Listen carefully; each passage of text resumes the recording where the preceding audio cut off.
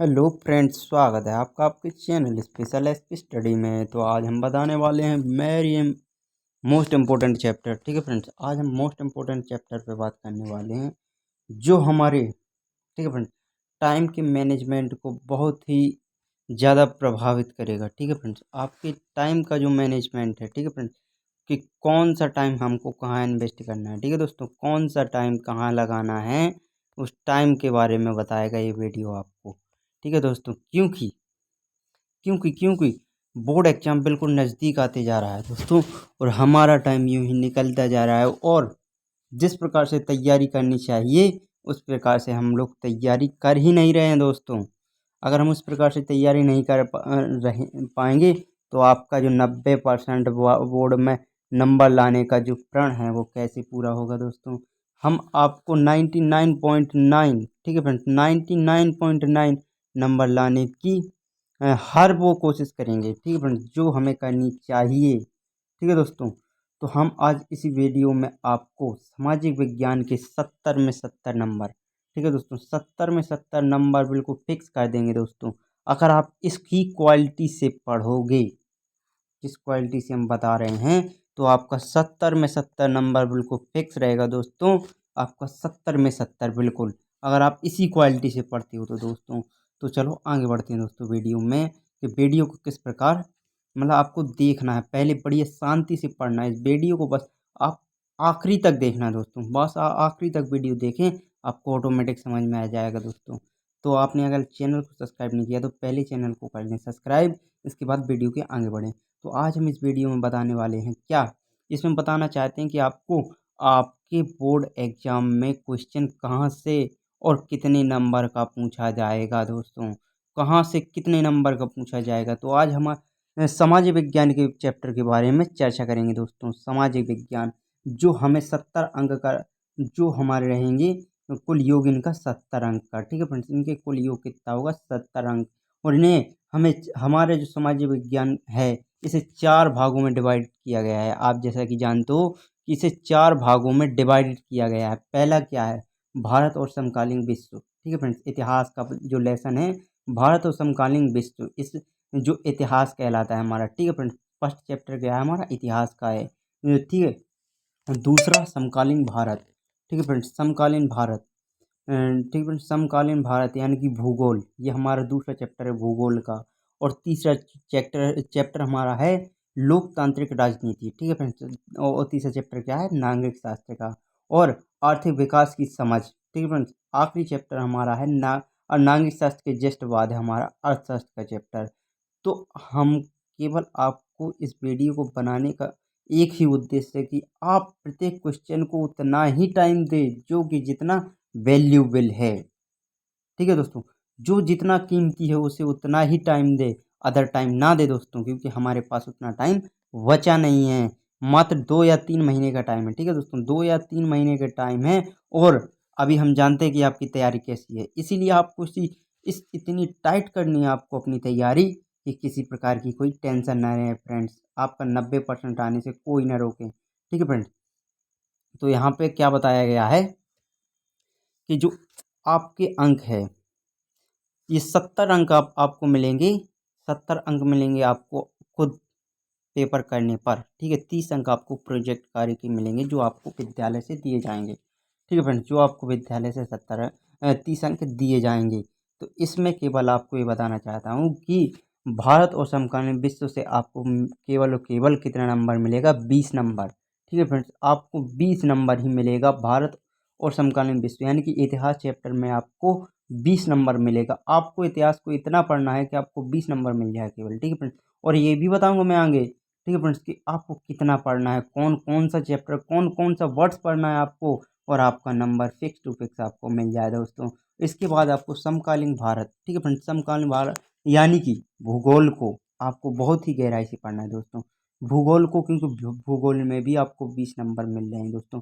20 number आपको भूगोल में भी मिल रहे हैं, यानी कि इसमें जिसमें जितने नंबर दिए जा रहे हैं वो आपकी स्क्रीन में दिखाई दे रहे हैं। ठीक है फ्रेंड्स, ये जो नंबर है ना, 30 अंक, ये आपका प्रोजेक्ट कार्य है। ये यानी कि आपकी जो प्रैक्टिकल का नंबर बोलते हो आप, प्रैक्टिकल, उसी को बोलते हैं प्रोजेक्ट कार्य। उसके 30 नंबर मिलते हैं। तो पूर्णांक आपका कितने का है, 100 का। ठीक है फ्रेंड्स, विथ किसके साथ, 30, यानी कि जो प्रोजेक्ट है या फिर कह सकते हैं आप प्रैक्टिकल के साथ आपको 30 नंबर मिलेंगे दोस्तों। तो हम आगे बढ़ते हैं और देखते हैं कौन चैप्टर से कितना नंबर मिलेगा हमको। ठीक है फ्रेंड्स, आपको कौन से चैप्टर से कितना नंबर मिलेंगे तो देखते हैं दोस्तों। तो पहले देखते हैं इतिहास। ठीक है फ्रेंड्स, इतिहास में हमको कितना मिलेगा अंक, इतिहास में अंक मिलेगा हमको 20।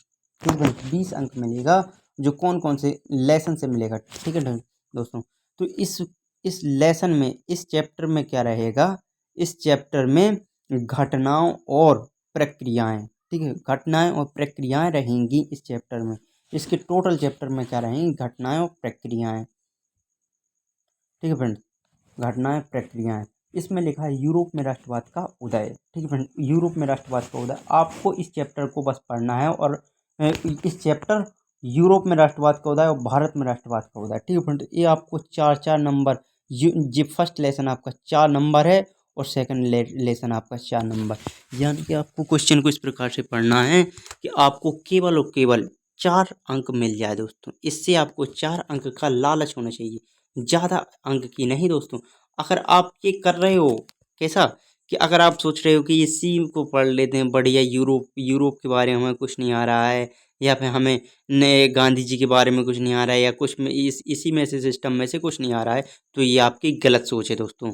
आपको इस लेसन को, ये जो फर्स्ट लेसन है आपका यूरोप में राष्ट्रवाद, इसको आपको इस प्रकार से पढ़ना है कि आपको केवल 4 अंक चाहिए। इससे आपका लालच केवल 4 अंक का है दोस्तों, और इसका भारत में राष्ट्रवाद का ये आपको 4 ही अंक देगा।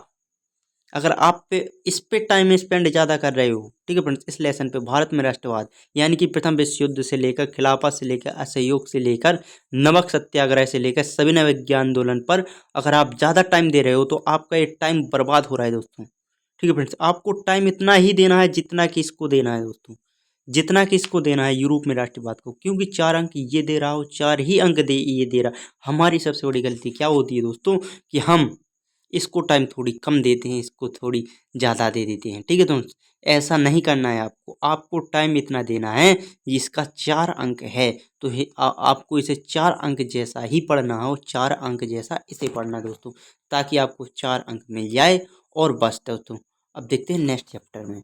आपको केवल 8 अंक ही प्राप्त होंगे ये 2 लेसन में। आपको 2 लेसन में इतना पढ़ना है, प्रथम विश्व युद्ध पढ़ना है केवल, और खिलाफत आंदोलन पढ़ना है, और सहयोग आंदोलन पढ़ना है। ठीक है फ्रेंड्स, असहयोग आंदोलन और विभिन्न आंदोलन, जो इसमें विविध यानी कि 2, 4, 6 आंदोलन है, उसको भी आपको अच्छी तरह से पढ़ लेना है। और दूसरी चीज़ पढ़ना है आपको इसमें नमक सत्याग्रह है। ठीक है, नमक सत्याग्रह के बाद पढ़ना है जनजातियों, श्रमिकों एवं किसानों की आंदोलन, आपको ये चीज़ पढ़नी है। संविधान अवज्ञा सविनय अवज्ञा आंदोलन पढ़ना है आपको। ठीक है दोस्तों, और इसमें पढ़ना है आपको सामूहिक अपनत्वता की भावना। ठीक है फ्रेंड्स, आपको इसे देख रहे हो आप 5, जब ये 5 टॉपिक पढ़ लोगे दोस्तों, आपको जब 4 नंबर मिलेंगे, जबकि इसमें 3 टॉपिक पढ़ लोगे आप। ठीक है, 3 टॉपिक भी बटी हुई हैं वैसे देखो तो, जैसे पोलैंड की क्या बोल रहे, पोलैंड का आंदोलन, हंगरी, इटली, जर्मनी, ग्रीस आंदोलन से इत्यादि की विशेषताएं आपको केवल याद कर लेनी है। और बस, यानी कि इसकी विशेषताएं और इनके बारे में अच्छी तरह से जानकारी, जो से मैथ्सन इत्यादि के बारे में आपको अच्छी तरह से पढ़ लेना है, यानी कि इससे आपको 4 नंबर ही मिलेंगे दोस्तों। आप ये आशा मत कीजिएगा कि हम इसे ज़्यादा पढ़ लेंगे तो हमें इसके ज़्यादा नंबर मिल जाएंगे, नहीं दोस्तों। आपको उस चैप्टर को उतना ही महत्व देना है जितना कि वो जितने नंबर का है। ठीक है दोस्तों, हमारा बताने का उद्देश्य केवल इतना है कि आप प्रत्येक क्वेश्चन को देख लें, आपको कितना क्वेश्चन नंबर कितने का मिलेगा। आपको सेकंड चैप्टर है आपका जीविका। ठीक है फ्रेंड, जीविका में आपको कौन कौन से मिलेगा आपको। ठीक है, कौन कितने अंक मिलेंगे। ठीक है, जीविका में आपको इसमें लिखा है भूमंडलीय विश्व का बनना। ठीक है फ्रेंड्स, इस भूमंडलीय विश्व का बनना है, ये भी आपको अच्छी तरह से पढ़ लेना है दोस्तों, हैं। ठीक है दोस्तों, आपको फिर 7 अंक मिलेंगे इसमें। ठीक है दोस्तों, इसमें 7 अंक मिलेंगे आपको, भूमंडलीय विश्व का बनना, इसमें आपको 7 अंक मिलेंगे दोस्तों। औद्योगिक काल का औद्योगिकीकरण का युग। ठीक है दोस्तों। औद्योगिकरण का युग में आपको जो ये मोस्ट इम्पोर्टेंट दिखाई दे रहे हैं, इनको जो टॉपिक दिखाई दे रहे हैं, ये 5 चीज़ें 5 टॉपिक दे रहे हैं और ये 4 टॉपिक दिखाई दे रहे हैं। इन टॉपिकों को आपको एक बार जरूर देख के जाना है बोर्ड एग्जाम में दोस्तों। इसके बाद ही जाना है आपको बोर्ड परीक्षा देने। तो आपने क्या देखा कि जो ये फर्स्ट लेसन, ये तीसरा लेसन है ना दोस्तों, ये तीसरा और ये चौथा और ये 5वें लेसन से आपको कितने अंक मिलने वाले हैं? यहाँ पे 7 अंक मिलने वाले हैं। तो आपको हमारे बताने के केवल यही महत्व है कि आपको जितने जो क्वेश्चन कम नंबर का है तो उसे थोड़ी कम महत्वता देना, जो ज़्यादा नंबर का क्वेश्चन है उसे ज़्यादा महत्वता देना। ये आपके लिए ही सही होगा दोस्तों। ठीक है दोस्तों, तो अगला देखते हैं रोजगार की जिंदगी, संस्कृति और राजनीति। जिसमें भी आपको कितना ही नंबर मिलने वाले हैं, 7 नंबर के अंतर्गत ही आने वाला है। ठीक है दोस्तों, ये यूरोप में मौद्रिक का इतिहास, ये आपको 7 नंबर के अंतर्गत ही दिया जा रहा है।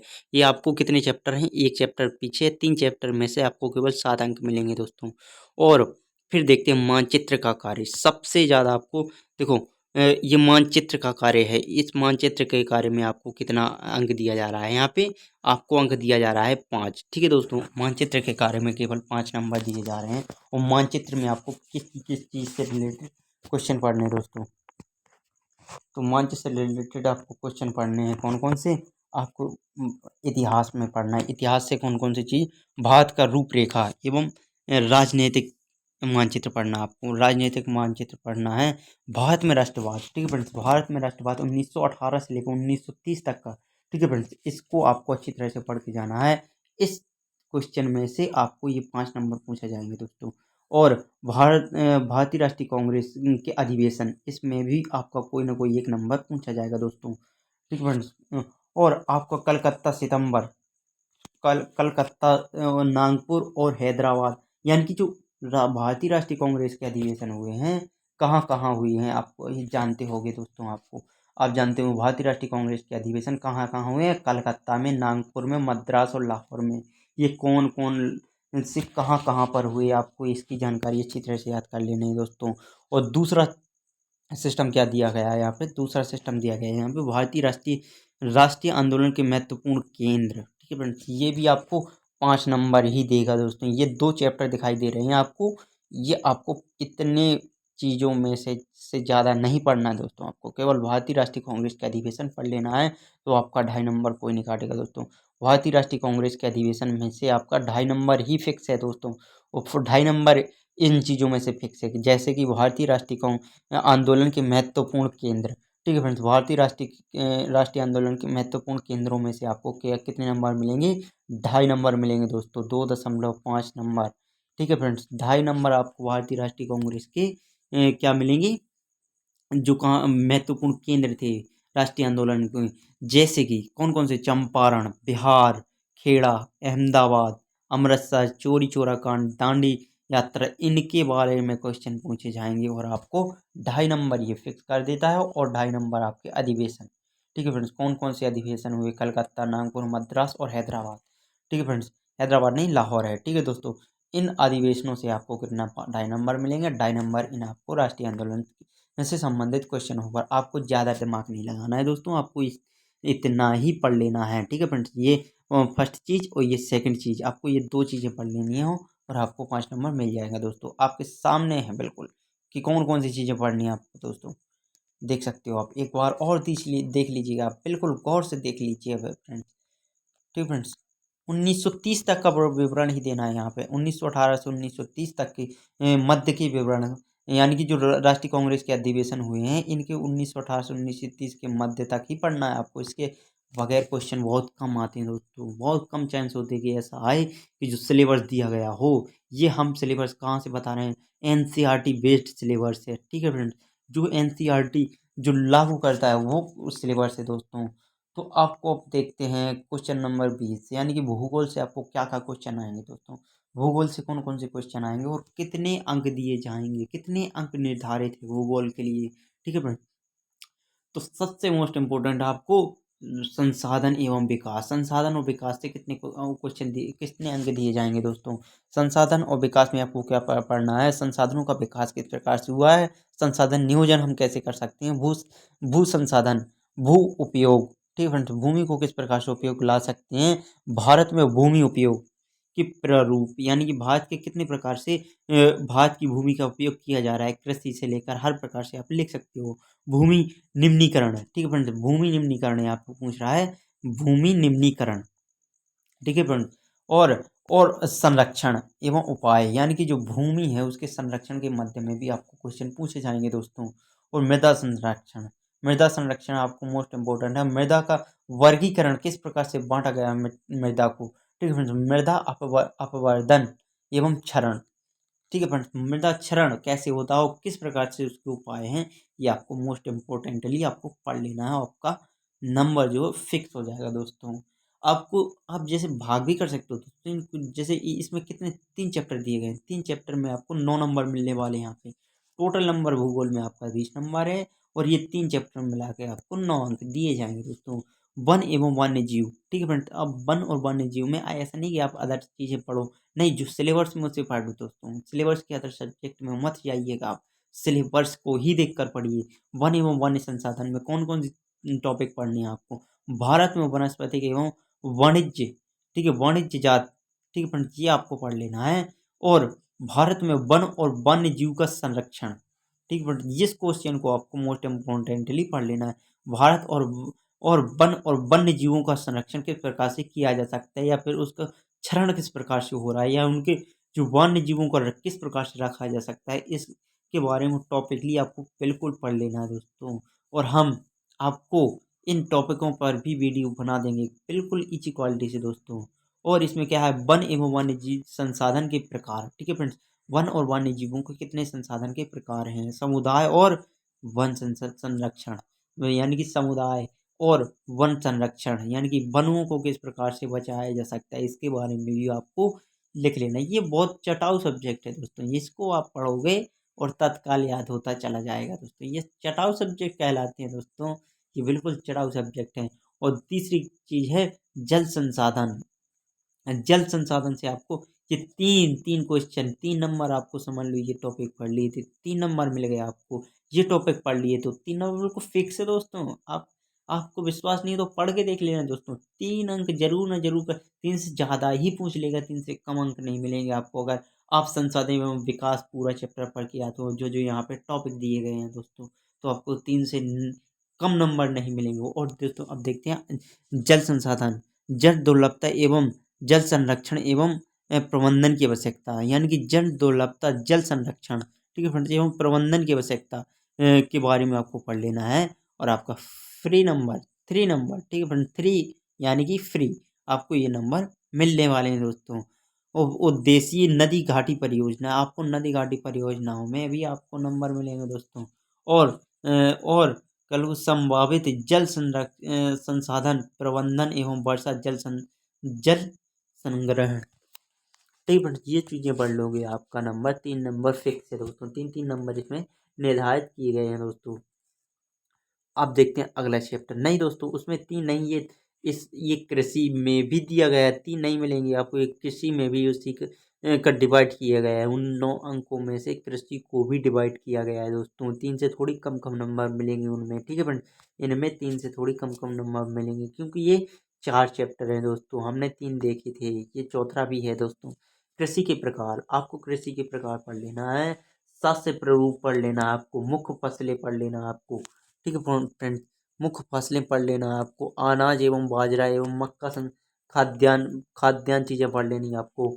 और अन्य खाद्य फसलें, ठीक है फ्रेंड्स, गन्ना, तिलहन, चाय, कॉफी, बागान फसलें, और अखाद्य जी क्या लिखा, अखाद्य फसलें, और रबड़, ठीक है फ्रेंड्स, रबड़, रेशम फसलें इत्यादि, ठीक है फ्रेंड्स, ये आपको पढ़ लेना है दोस्तों। और या ये भी आपको नंबर मिलेंगे उस 9 में से डिवाइड होकर, ठीक है फ्रेंड्स, ये कृषि एक अलग से चैप्टर है दोस्तों। और ये देखते हैं अब मिलेंगे आपको इन क्वेश्चनों में से, पहले हम देख लेते हैं क्वेश्चन।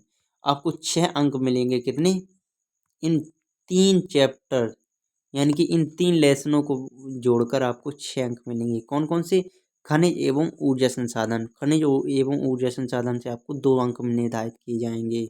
और विनिर्माण उद्योग से आपको 2 नंबर, और राष्ट्रीय अर्थव्यवस्था की जीवन रेखाएं, इससे भी आपको 2 नंबर निर्धारित किए गए हैं। देखो दोस्तों, आपके सामने ही नंबर दिए गए हैं कि कौन क्वेश्चन कितने नंबर का आएगा दोस्तों।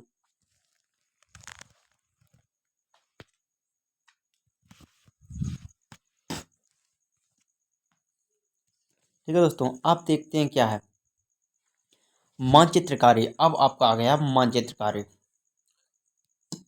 आपको मानचित्र कार्य में दिया गया है क्या, नहीं ऐसा भी हो सकता है दोस्तों कि जैसा इतने क्वेश्चन दिए गए हैं, इनमें से कह दो एक लॉन्ग आंसर आ गया, इनके मध्य में से कोई एक, तो इनमें से अगर यदि एक लॉन्ग आंसर आ गया तो समझ लो आपका पूरा आ गया है दोस्तों।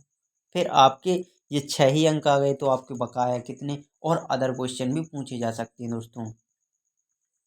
जैसे कि अब ये क्वेश्चन दिए लोकतंत्र राजनीति में आपके कितने नंबर निर्धारित किए गए हैं। लोकतंत्र यानी कि नागरिक शास्त्र में आपको 15 नंबर दिए जाएंगे, और कौन कौन से चैप्टर में दिए जाएंगे, तो आपको मिलेगा 9 अंक मिलेंगे। आपको कितने 2 चैप्टर ही पढ़ जाने हैं, आपको 2 चैप्टर में से आपको 9 अंक, आपको इसको विशेष तरीके से पढ़ के जाना है दोस्तों। आपको ये मेरे कहने पर विशेष तरीके से पढ़ के जाना है, ठीक है फ्रेंड्स। तो इसमें अध्याय 1, ठीक है फ्रेंड्स, नागरिक शास्त्र का अध्याय 1 और अध्याय 3, ठीक है फ्रेंड्स। इन अध्याय 1 एवं 2, ठीक है फ्रेंड्स, 1 और 2 और 3, अध्याय 2 3 1 2 3, ये आपको अध्याय पढ़ के अच्छी तरह से जानी है, और आपका 9 नंबर फिक्स है दोस्तों। अध्याय 2 3 में 1 2 3 में आपका 9 नंबर फिक्स है दोस्तों।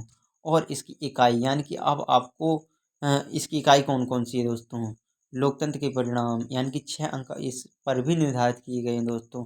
अध्याय 4, ठीक है फ्रेंड्स, अध्याय 4 और 5 पढ़ जाओगे तो आपका 6 नंबर फिक्स हो गया दोस्तों। यहाँ पे 6 अंक आपके ओनली 2 चैप्टर में मिल रहे हैं, 2 चैप्टर में ओनली 6 अंक, और 3 चैप्टर में यहाँ पे 1 चैप्टर 2 चैप्टर और 3 चैप्टर, 3 चैप्टर में आपको यहाँ 9 अंक दिए जा रहे हैं, और यहाँ पे आपको 2 चैप्टर में 6 अंक दिए जा रहे हैं। हम कहते हैं नागरिक शास्त्र को ज़्यादा अच्छी तरह से पढ़ के जाना दोस्तों। नागरिक शास्त्र में ज़्यादा अंक दिए गए हैं और पढ़ाई कम है दोस्तों, इसमें पढ़ना कम है, अंक ज़्यादा है, ठीक है दोस्तों। नागरिक शास्त्र के ज़्यादा क्वेश्चन आएंगे, भूगोल के भी आएंगे और इतिहास के भी आएंगे दोस्तों। आपको विशेष करके ज़्यादा किसी एक पर ज़्यादा गौर नहीं देना, आपको थोड़ी और विशेष को पढ़ के जाना है दोस्तों। आपको जो विशेष उससे ज़्यादा ध्यान देना है दोस्तों। और इसमें लोकतंत्र के परिणाम पर आपको 3 अंक निर्धारित किए जाएंगे, और राजनीतिक दल में आपको 3 अंक निर्धारित किए जाएंगे। और अब आ गया आपका अर्थशास्त्र। अब अर्थशास्त्र में आपको ये 3 चैप्टर पढ़ोगे, विश्वास और भारतीय अर्थव्यवस्था के क्षेत्र तक, और मुद्रा एवं साख में आपको कितने मिलेंगे, इसमें आपको नंबर मिलेंगे 3, ठीक है दोस्तों। 3 अंक दिए जाएंगे इसमें, 3 अंक, 3 फर्स्ट चैप्टर में, और 3 ही दिए जाएंगे आपको सेकंड लेसन में, ठीक है फ्रेंड्स। और थर्ड लेसन में भी 3 अंक, 3 अंक इसमें निर्धारित किए जाएंगे आपको, ठीक है फ्रेंड्स। 3 अंक मिलेंगे आपको इसमें दोस्तों।